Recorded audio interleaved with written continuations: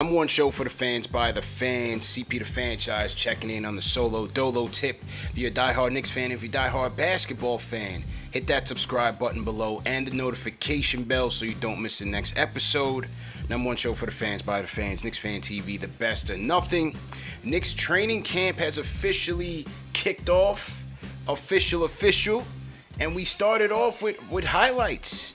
You know the fan base is charged up for highlights, so we got our first look at the new look Knicks in training camp, in practice. And we get to see Evan Fournier catching and shooting off of curl screens and so on and so forth. And, fans can overreact to that. We also got to look at RJ and Alec Burks getting some shots up. So a little glimpse of the New York Knicks, the 21-22 New York Knicks in action. So there you go. So tonight's show, we're going to do a quick live tonight and really just, take a look at some of the highlights, some of the media sessions from Coach Thibs, Emmanuel Quickly, Nerlens Noel, and a little bit of Julius Randle and just give my reaction to it. Tomorrow night, we'll have the full panel back. The Four Horsemen will be back, and we'll be talking about our Knick lineup predictions. We'll go through different lineups. Also go through some of the media day training camp reactions. If there are any highlights, we'll overreact to those as well. Sunday, we will do our preseason awards. We'll have Alex. We'll have P, my guy from Through the Wire. Ashley will be back. We'll do our preseason awards. And then rolling into Tuesday, man. Knicks versus Pacers. Preseason action, game 1. We are here, man. We are absolutely here. So definitely looking forward to that. So to everybody in the chat, once again, hit that thumbs up button for you, boy. Let's get those likes up. Hope everybody's doing well. I'm doing all right now. My Yankees are holding on to a 3-2 lead. They're fighting for the playoffs, so they're scrapping. All right, so it's a little something to keep me entertained until the Knicks actually start playing some basketball. Because my Giants are dead. So salute to the Yankees. They're fighting and scrapping. All right, so as I said, Coach Thibs met with the media today, and first up was the update on one Mitchell Robinson. So let's give it a listen to Coach Thibs. Kind of impressions. I guess Mitch was the only guy who didn't really practice. Yeah, so he's doing what he can. He does some parts, but we're going to take it slowly with him. Good first day, gives us a baseline, shows us exactly where we are, and shows us all the things that we have to work on to improve. Cut that, and we don't want to lose sight of what's important each and every day. I know you mentioned you don't have Mitchell. Do you have Luka? Is he? No, he's in a boot, so he'll be out. Mitchell it's encouraging because each day he's doing more and more. He feels really good, which I think is important. And he's put a lot of time into film study, and he's done things where he was sitting in a chair and handling the ball, shooting out of a chair, shooting, stationary shooting, form shooting, cardio in the pool, cardio on a bike. And when you guys can see the physical difference, he's done a lot of strength training. So yeah, he's handled it as well as you can handle it. So I think sometimes when you have some time off like that, you can take a step back and get a broader view of everything. And I think he has a good understanding of how important practice preparation is, and just observing the playoffs last year. And when you go back through the season, you see that he had a number of big games against quality teams for us. So what he brings to our team is unique, and his contribution to the team is very important. All right, so that was Thibs on Mitch. And, look, some of you guys are a bit concerned about what's going on with Mitch. You guys feel like his progress has been a bit slow. He did injure the foot early in the season, and so, a couple of fans are concerned. Thibs did say that they do have him in a boot. They have him shooting out of a chair. We just showed here at training camp, he has the he's taking little one-handers there. Knicks playing in the short shorts, the practice shorts, taking it back to the 80s. But he has been participating in individual drills, but doesn't look like he did too much scrimmaging or strenuous activity out there on the court, according to Thibs today on the first day of training camp. So clearly, I wouldn't expect to see him in that first game against the Pacers on October 5th. But honestly, I'm not too worried about the injury because you don't want to rush it. We don't want to rush Mitch, man. We know how important he is to this team. As Thibodeau said, clearly they are taking a cautious approach to it. Doesn't seem like there was any setbacks per se, but seems like they just want to make sure that, he's comfortable, he's ready to go, and that the foot is feeling strong. This is a 7-footer, man. 7-footer and foot problems, knee problems, lower extremities. You don't want to mess around with that. So we definitely want to make sure that they're all on the same page and that he's healthy and ready to go. At the same time, embrace the depth. As we said on this show several times, embrace the depth. We have Noel.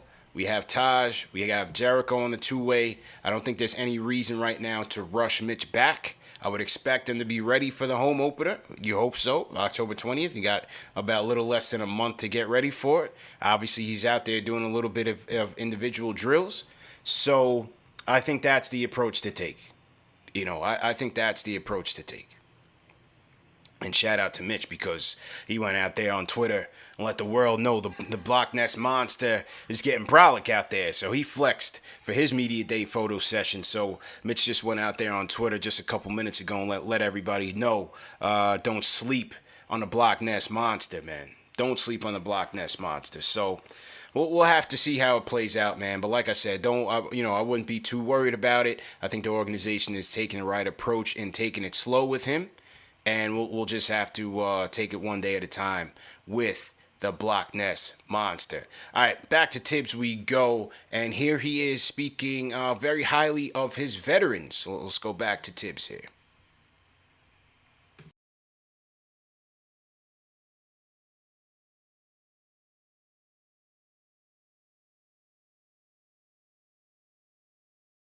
This year, you've had teams before that have had major year-to-year continuity in Chicago and all that. Specifically on defense, how do you see continuity come through when you're in the doldrums of the season? Yeah, and I think it's important to have the right veteran leadership. And so each year you start off at a zero base, and you work on your individual fundamentals on both offense and defense, and you keep adding layers to it. I think when you have guys that have been with you for a while, they help drive the group. And so there's a good understanding by our veterans, and it's important for the veterans not to take shortcuts. And that's the challenge for them. And our young guys, we want them to bring the energy, which they've been fantastic. They're eager to learn. They're great workers. They're sponges around the vets. The vets have to help teach them the tricks of the trade. So it's a good blend of guys. But the commitment, the work part is equal for everyone. Roles are going to be different, and then you need everyone over the course of the season. So each and every day, come in, put everything you have into each and every day, and just concentrate on improvement. And then the second half of the season, you want to be playing your best. Down a little bit, but I think having the right veterans helps you get through those things. You get great veteran leadership. And we always say that your actions will reflect your priorities. So if you're doing the right things, I think when the young guys come in and they see the vets working the way they do, it's a great example. It's the best leadership that you could have. Right from the end of last season, Quick and Obi were in, and then when we drafted the young guys that we got, they came in and they saw the way they were working, and then our veterans periodically are here. And Julius spent a lot of time here. RJ spent a lot of time here. So I think once you have that type of tone set by the vets, everyone comes in with the understanding of, okay, I want to be part of this and I want to help the team get better. Are you Spoke again about the vets, man, setting the tone, the foundation, stability. You know, those are the key words we've been talking about on this show several times over the years, and how important it is in terms of team building and chemistry building, how important it is. And it just seems like from top to bottom, the organization is on the same page. Does that translate into wins? No, obviously talent wins. We know that, right? We're under no illusions that all this, you know, good feeling and sentiment is gonna translate on the court into wins. The talent ultimately is gonna shine through, but I feel like the Knicks, including Thibs, they're putting all their ducks in a row to emphasize player development. You know, get the young players involved. As he said, having the veterans impart their wisdom on Quickly and Obi.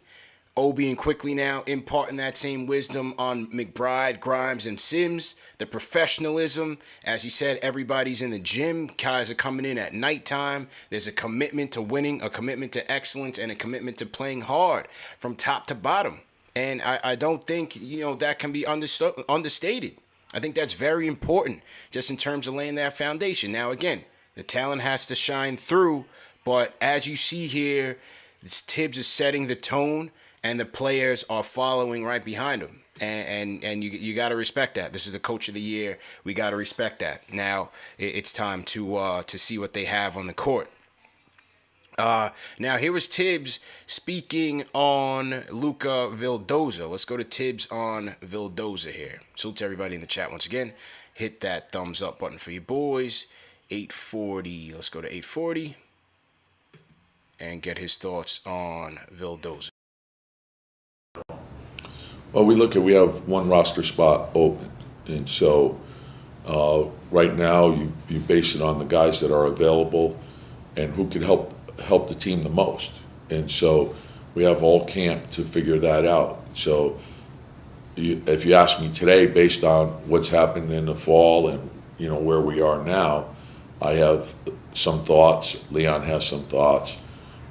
But I think as time goes on, we'll get more information. You practice more, then you play your preseason games, and then you look at, okay, who fits our team the best, and what do we need out of that position, and so that's what we'll look at before we make a final decision.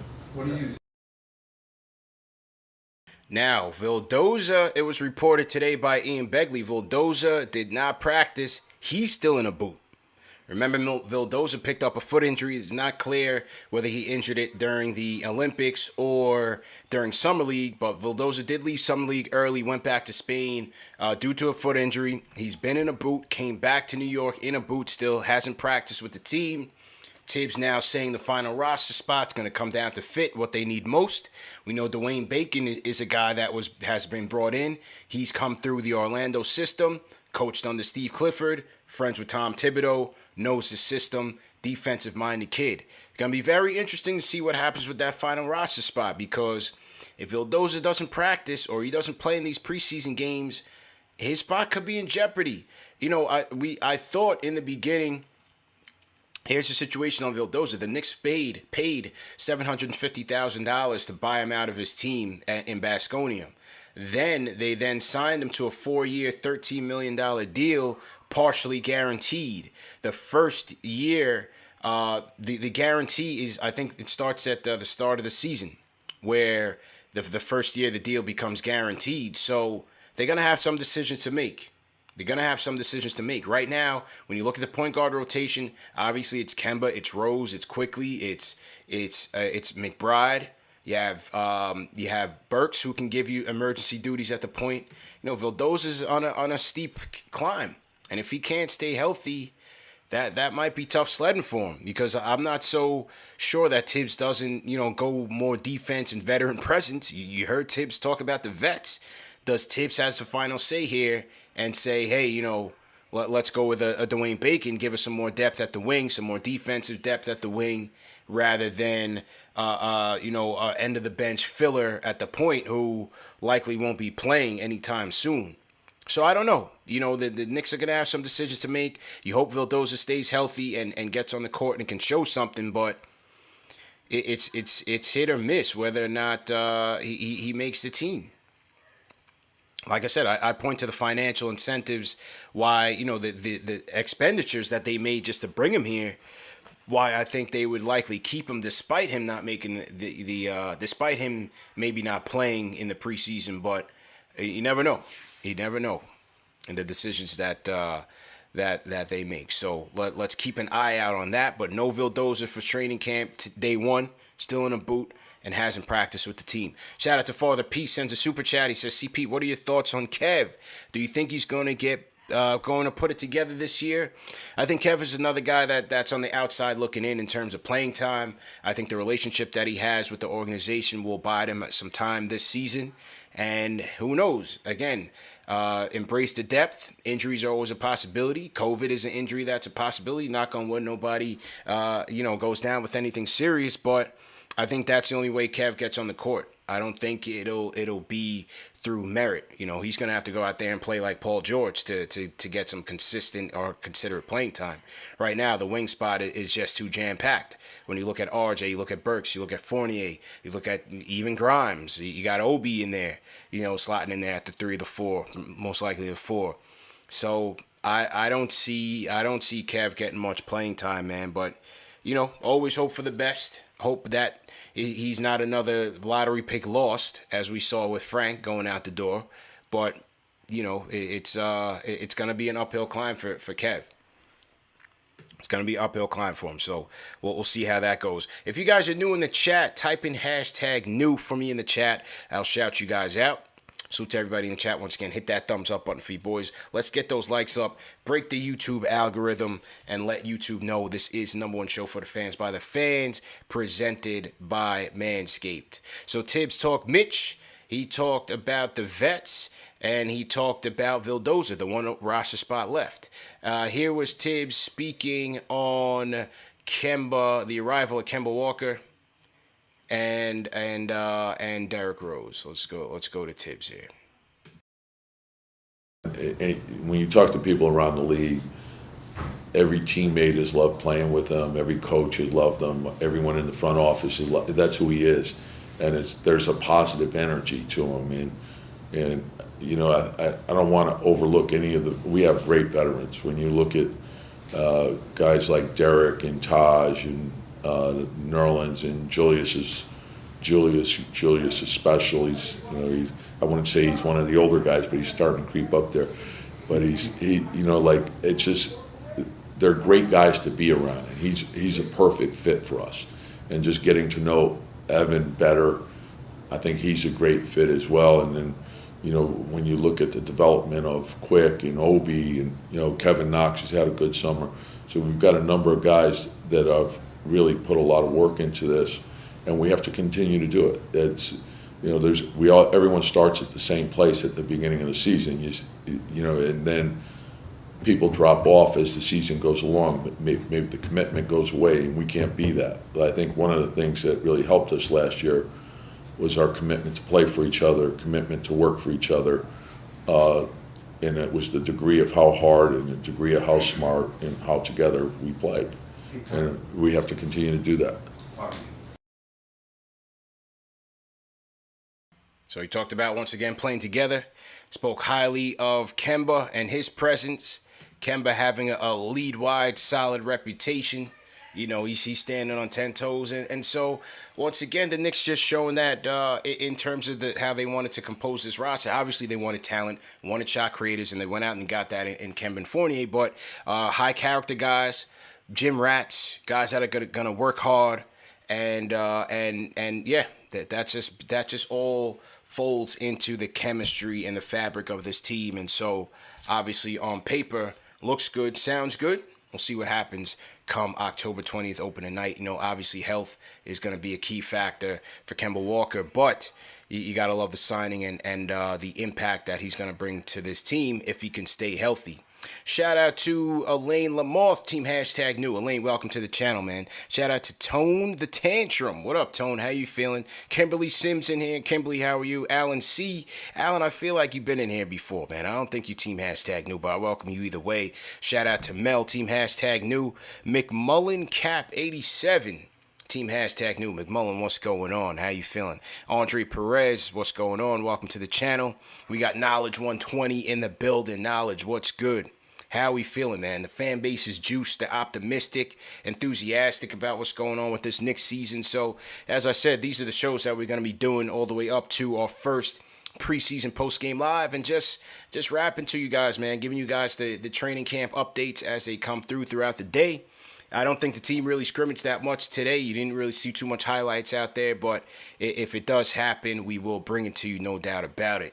And, yeah, man, so that was Thibs' session. We're going to get to Quickly session, but once again, just want to salute everybody in the chat. Hit that thumbs up button for you boys. This is Knicks Postgame Live, #1 show for the fans by the fans. CP the Franchise here, checking in on the solo dolo. No calls tonight. I got some other stuff I got to wrap up after this, so I want to make it a quick show, but just wanted to come on and give you guys the training camp updates. Remember, the show is presented by Manscaped, #1 men's grooming tool below the waist. Go to manscaped.com, enter promo code KFTV for 20% off, plus free shipping. I also mentioned the Knicks home opener, October 20th versus the Celtics. If you guys have not signed up, my guys at Forzano Law Firm are giving away 4 tickets to join yours truly, JD Sports Talk, my girls at Knicks Omni Fan. I already confirmed 2 special guests for our preseason party at Mustang Harry's. It's going to be crazy, so you don't want to miss it. Make sure you sign up. It's free to sign up. Make sure you sign up, and we're going to announce the winners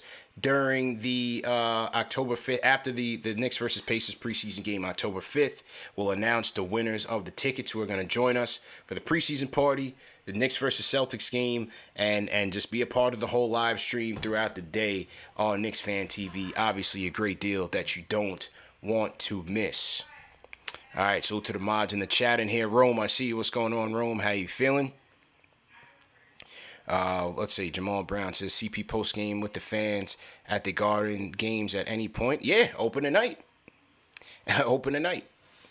Yeah, we'll be there open tonight. So the first post game will be open tonight at MSG. Daryl Smith, what's going on? Welcome to the show. How you feeling, Daryl? Kashower Brown Lee, welcome to the show. Mo Cash, he says new/old. So I guess they've been in here, but they haven't really been commenting in the chat, so they say hashtag new either way. K Baca, how you feeling? Carl Crispin, how are you? And NRJ, how's it going, man? Salute to everybody in the chat. Duke the Don, how you feel? My guy JJ from Brooklyn never misses a show. He's always in here early and often and calls in. One of our OG original fans. So shout out to JJ from Brooklyn. This was an interesting revelation at a camp, which was some of the Knicks practice goals were revealed on offense and defense, right? On the offensive side, some of their priorities: pace, space, right? Pace and space. Play with the pass. Attack the rim. Move without the ball. Offensive execution. Number 7 was threes. They put threes. Thibs put threes all the way down there. So they said they want to shoot more threes. We'll see what happens. But the second to last on the list of offensive musts is 3-pointers. So we'll see how that translates on the court. And then last is offensive rebound. So that's Thibs' offensive must. On the defensive side, transition defense. Number 2, compete. In bold letters, compete. Challenge shots. Number 4, defend physical without fouling. Ease early high hands, right? Got to get those hands up. Hustle plays. First to the floor. Charges, blocks. Number 6, stance and vision. Number 7, think help without the ball. And number 8, gang rebound. So those are some of their goals, some of the vision that they're throwing up there in camp for the guys to aspire to. And look, we saw that last year. We saw that last year with damn near, same team that David Fizdale had for the most part. And we saw what these guys did on the defensive end. We saw how together they were, how prepared they were. And those are some of the key words that you keep on hearing as it pertains to Tom Thibodeau getting these guys ready for each game. An absolute gym rat, an absolute mind. So, again, we'll see how it translates on the court. All right, next up, IQ. And here was Emmanuel quickly on what he learned, what he did to prepare this off season. Here's Emmanuel quickly.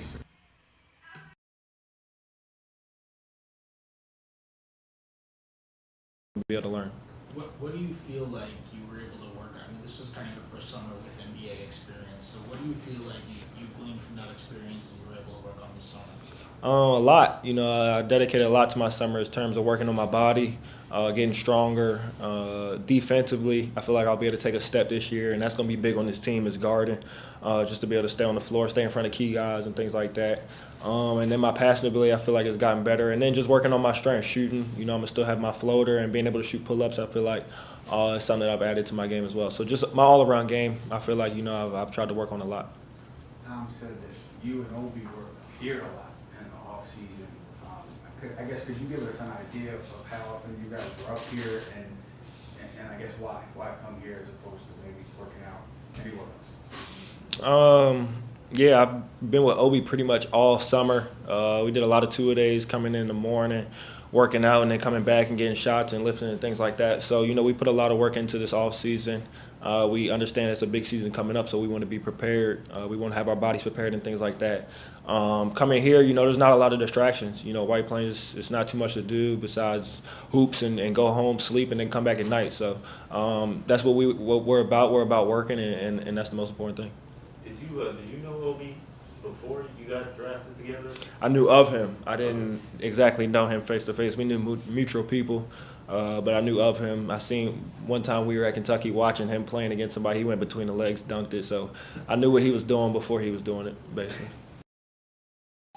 All right, so that was IQ on preparation during the off season and his relationship with Obi. And in terms of his preparation, a lot of it is it's a lot of things that we spoke on as a group on these shows. Him working on his defense, him working on his passing. Obviously, we saw that on full display during Summer League, him being the full-time point guard and really just getting out there and orchestrating, averaging about 6 to 7 dimes. We saw the chemistry that he and Obi had out there during Summer League, obviously. So, you could tell they've been on point, they've been on the same page. And then he spoke on him and Obi just working, continuing to work, doing 2 days at the practice facility, lifting and working on their game. So obviously they're taking things seriously going into year 2. The organization has obviously put that responsibility on them. And you could tell, they did mention that during the Summer League broadcast that the organization wanted to see them take on a leadership role as second-year guys and impart that wisdom that they learned during their rookie seasons onto McBride, Grimes, Sims, and so on. And you definitely saw that. And you also saw how Thibs was encouraging IQ and in his ear after every Summer League game. So, again, player development on full display. And I think quickly he's going to be due for a big sophomore season. And as he said, he's going to hold on to that floater. He's working on that floater. And he said his pull-ups. So, hopefully those pull-ups include mid-range pull-ups because I think that'll help quickly really take his game to higher heights. And Giancarlo Stanton, ladies and gentlemen, I know some of y'all ain't baseball fans, but Giancarlo Stanton might be the most unstoppable player in baseball right now. My man just hit a 3-1 home run. Yankees are up 5-2. This guy is unbelievable right now. This guy is absolutely unbelievable right now. But yeah, so shout out to Quick as he talked about what he worked on as well as his relationship with Obi. And then here he was talking about the presence of the vets and what he hopes to learn from them. So to everybody in the chat, hit that thumbs up button for you boys.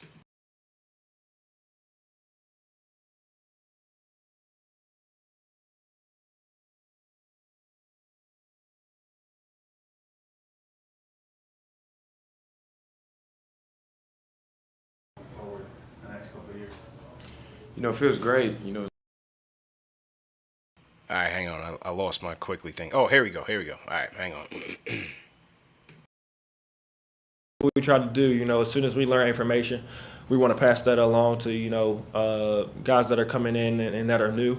That way everybody can be up to speed and we can move things along as quickly as possible. So anything that I learn, I try to teach it to the other guys, and the same thing, goes for them when somebody else comes in. All right. Thanks, Quick. Yep. All right, so that was pretty much it with Quickly session. And last but not least, we got Nerlens Noel, a little Nerlens action. Nerlens came in for his media session, So let's hear from Nerlens first on free agency, his free agent experience. All right, here we go. Let's get quickly out of here and let's pull up Nerlens. Yeah, John Carlos smashed that thing out the dirt. I don't know what that guy is on right now, but dude is unstoppable right now. Unstoppable, Yankee fans. Okay, here we go. Nerlens on free agencies, 131. All right, let's get to him. Nerlens. Oh, yeah. What was free agency like for you? Was it a difficult decision? Were there a lot of options? What was the whole process like for you? It was the best process, the best free agency I've ever, experienced. It's the most, I knew everything that was going on, and it was beautiful. Yeah, that's a good way to sum it up. The best one. Obviously throwing shade at Rich Paul, talking about this is the best one I've ever been through, and I knew exactly what was going on. So obviously you could hear the shade there. I don't know what other offers he had, but clearly the Knicks one was one that was lucrative, and he felt like the relationship that he had with the team, with the front office, with the players, with the chemistry that they had. Obviously they took care of him, and rightfully so. Nerlens, he played his heart out in Mitch's stead. And was a monster, man. Was a monster. 2 blocks a game. Was top of the league in block percentage, steal percentage. Nerlens was great. Nerlens was great for us. And so, like I said, if Mitch is gonna miss any time, you gotta embrace the depth. Nerlens next man up. He's ready to roll. Hopefully he's healthy. Should be healthy, and he should have no problems sliding right in and helping anchor this defense, no doubt. Okay, so here's Nerlens on what made the Knicks defense so good last year. Be able to carry into this season. I think we were aggressive and we were ourselves. We played with pride, tenacity, intensity, just the whole nine. Everything that Coach Thibs instilled in us, we put it out there. Game plans, to our own mentality. So I think, we just have to pick up where we left off as far as defense and, even be more close-knit than we were. And we were real close last year. So, keeping that same type of chemistry, letting things take care of itself and, play fast through our defense, get defensive stops and turns into offense, push the ball. Yeah, as he said, just be prepared. I think the big key there was just being prepared, and that just goes back to Thibs. So he feels like there won't be a drop-off on defense. We'll see. Obviously, you got Kemba here, you got Fournier here. Changes the whole dynamic. We'll see what type of chemistry they have there and how that impacts things. But clearly with Noel, with Mitch back there protecting the rim, guys can afford to, take a couple more chances and maybe even get beat and still have that protection of their big guys holding it down in the front court. So we'll see how that all plays out. Now here's Nerlens on a new skill that he's working on that the team is encouraging. I was very surprised to hear this, and we'll see how it translates onto the court. Here's Nerlens Noel. Anything you personally that you worked on this summer to your game? I'm getting a lot of threes. Try to expand my game to that corner three. I'm gonna definitely tread lightly coming in, seeing what it's like. But I've gotten the green light for the most part. So I just got to keep getting the reps up and make sure it falls in game time, and I'll be able to implement that. So they gave him the green light to shoot threes, corner threes at that. So, I wouldn't get so excited to see him shoot it, but what I really want to know is Mitch going to get that same green light? Because we've been waiting on Mitch to shoot that rock, let it fly. Now, it doesn't mean that we're going to be playing 5 outs here with a stretch 5, but if they have the opportunity, they'll have the green light to shoot it. I'd much rather see Mitch shooting it than Nerlens. Taj will let a couple pop if he has a chance. He's done it last season. But Nerlens Noel, the corner 3 specialist, and said that they gave him the green light. I was very surprised to hear that. But with the organization's push to shoot more threes, that'll include the bigs if they're there and they have that opportunity. That they're not going to be running plays for them to do so by any stretch, but it's good to hear. You know, and like I said, I more so want to see Mitch getting those opportunities rather than Nerlens. But we'll see what happens when Nerlens gets into the game, because as Thibs said, Mitch is still a work in progress right now, unfortunately. All right. Last but not least, that was it for Nerlens. Last but not least on the media campaign for today, we'll go to Julius. Julius giving a little soundbite on why he came back to the squad. So let's hear from Julius here. Let me unmute this. That would help. Yeah, for me, my biggest thing is, when I signed here, I want to help turn the organization around. I want to be a part of helping bring a championship to the Knicks. And I felt like me being able to do that was an extension I was comfortable with, financially, obviously. But it was also... Let me start that one over, because What you had the went dribbling into in your the decision background. to sign now the way you did? Yeah, for me, my biggest thing is, when I signed here, I want to help turn the organization around. I want to be a part of helping bring a championship to the Knicks. And I felt like me being able to do that was an extension I was comfortable with, financially, obviously. But it was also, for me, putting my trust in Leon and putting my trust in Wes and Thibs and Scott and all those guys. So I feel like this is an environment and a team that I enjoy coming to work to every day. I really enjoy being around, my teammates and everybody in this organization. So if it was a situation, it was just basketball and I wasn't comfortable, I wouldn't do it. But this is the place I want to be at. This is where I want to end my career and play here for a very long time. So this was just a part of my decision and my process, the process of making that decision. All right, so that was Julius on coming back, and once again, just spoke in terms of the overall themes of just being on the same page with the front office, being on the same page with Thibs, them believing in him obviously turning his season around, most improved player. Playoffs obviously choked it up, and so here we go. New season, new squad, motivated Randall. What do you guys think, man? What do you predict his stats will be this season with this team? How do you feel like Julius will perform? Are you confident in Julius Randle? That was one of the things that Alan Hahn and I had spoke about in our show. Make sure you guys catch that Alan Hahn show. Our season preview is an annual tradition. Great show. 2 hours of Knicks talk with me and Alan Hahn. So it was a great show. Make sure you guys catch up on that on the channel, no doubt about it. But what do you guys think on the Julius front? Are you confident in Julius? What do you think his numbers are going to be next season? Throw some comments in the chat there, and I'll take a look. And what I said to Hahn was I felt like what I saw from him last season, yes, I was a Julius detractor. Yes, I wanted to trade him. I don't hide that. I don't run from that. But what I saw from him this season was, again, another level up, another level of improvement. And I just felt like his offensive bag, this wasn't a guy just standing there hitting, catch and shoot open jump shots where you say, okay, next year with a crowd or with a hand in his face, it may be different. This guy was hitting some tough shots off the bounce, man. And I don't think that's a fluke. I really don't think that's a fluke. And now he's got help. Now he has help. So we'll see what happens. Again, do I view him as a number one option for our team? No, I still don't view him as a number one option for our team, but I view him as a piece, as a building block, and we'll see what happens with a little bit more help.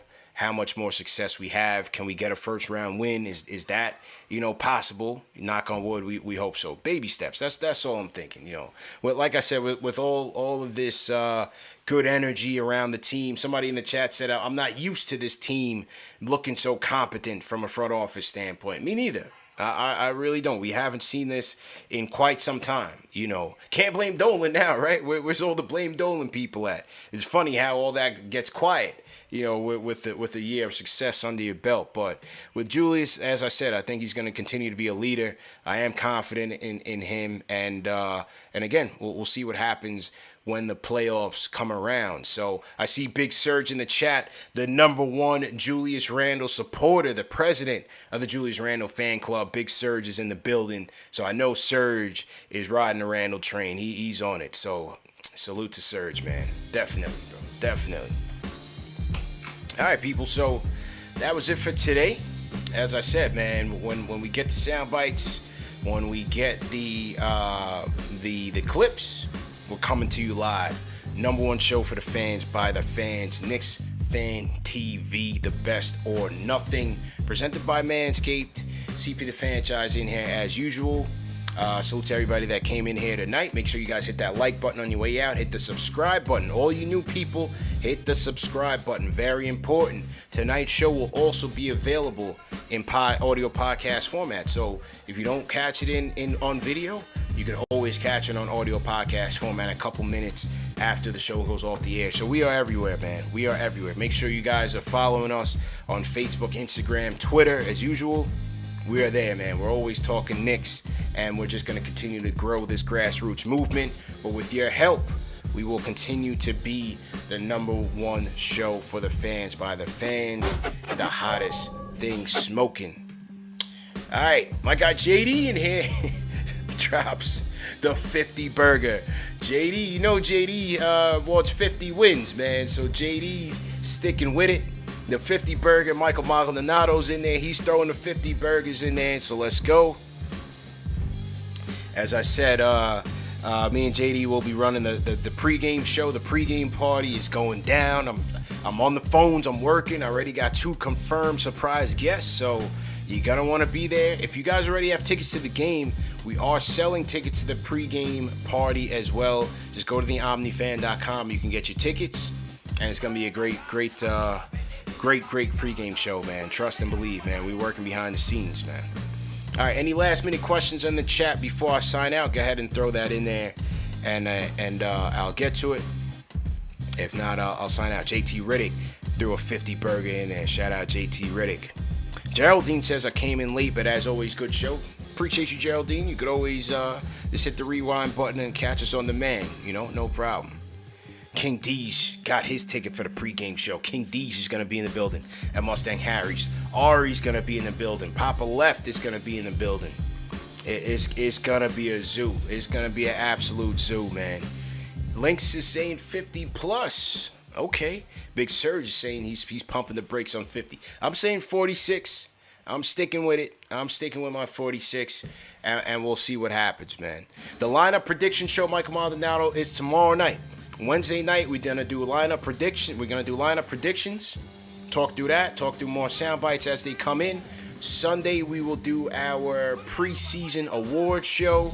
Who's gonna be the MVP, the Rookie of the Year, 6-man, Most Improved, X Factor.